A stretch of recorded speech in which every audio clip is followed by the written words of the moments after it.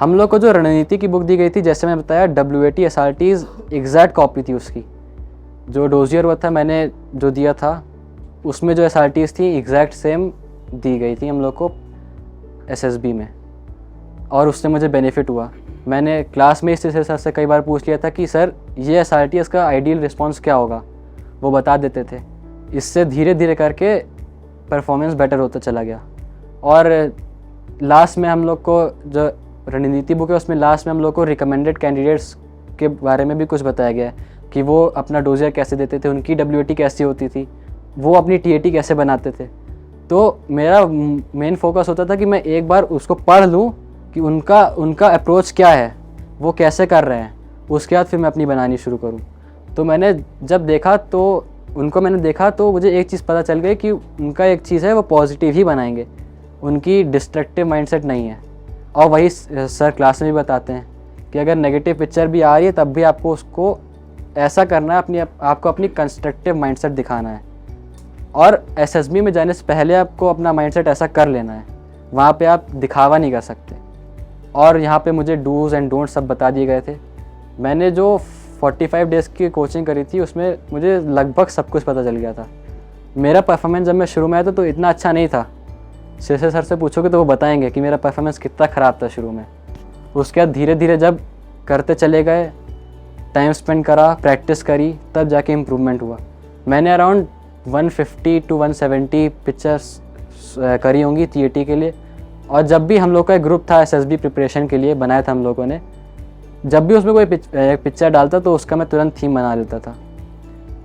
Theme बना लिया, action तो अपने आप आ जाता। मेन था थीम, और उसके बाद उसको मैं शेषे सर को व्हाट्सअप कर लेता था। कभी कभी वो चेक करके बता देते थे, और नहीं तो उनके ऑफिस में चला जाता था।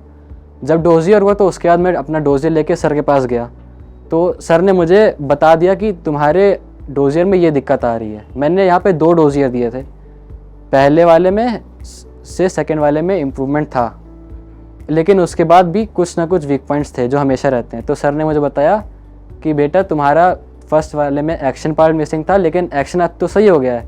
एक काम करो, अपनी स्टोरी में इमोशंस और डालो। जैसे अगर कोई पिक्चर दिखा रहा है कि कोई भी पिक्चर इमेजिन कर लो, उसमें इमोशंस क्या आ रहे हैं, क्योंकि जो उसमें पर्सन है, जो आपका हीरो है, वो भी तो इंसान है ना, इमोशंस होने चाहिए। और अगर आप इमोशंस को ऐड कर देते हो तो जो स्टोरी में एक अलग टाइप का वो आ जाता है, निखार आ जाता है। तो ये उन्होंने मुझे सिखाया। उसके बाद से मैंने धीरे धीरे करके इमोशंस ऐड करने शुरू कर दिए। हालांकि अभी भी स्टोरी मेरी सारी परफेक्ट नहीं बनती है।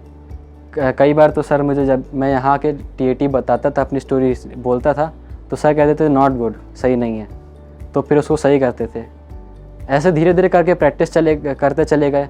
WAT जितनी बुक में दी गई थी मैंने वो सारी लगा ली थी और केवल वही पढ़ी थी। उसके अलावा मैंने कोई यूट्यूब पे किसी और का वीडियो नहीं देखा। जितनी इसमें थी मैंने वही कर ली। और उसके बाद हम लोग एडिशनल प्रैक्टिस करते थे।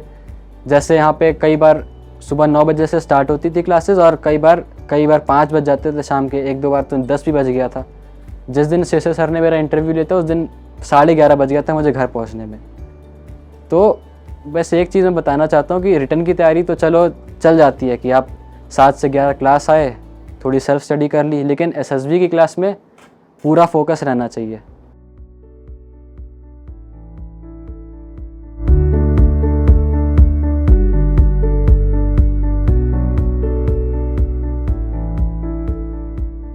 सन 2022 में भारत में सर्वाधिक सिलेक्शन देने के बाद अब सन 2023 में बारी है अपने ही रिकॉर्ड को तोड़ने की। आप भी बन सकते हैं हमारे इस कारवा का हिस्सा, हमारी ऐतिहासिक कामयाबी का इस हिस्सा। आज ही संपर्क करें हमारे ऑफिशियल नंबर पर और ज्वाइन करें सेंचुरियन डिफेंस एकेडमी।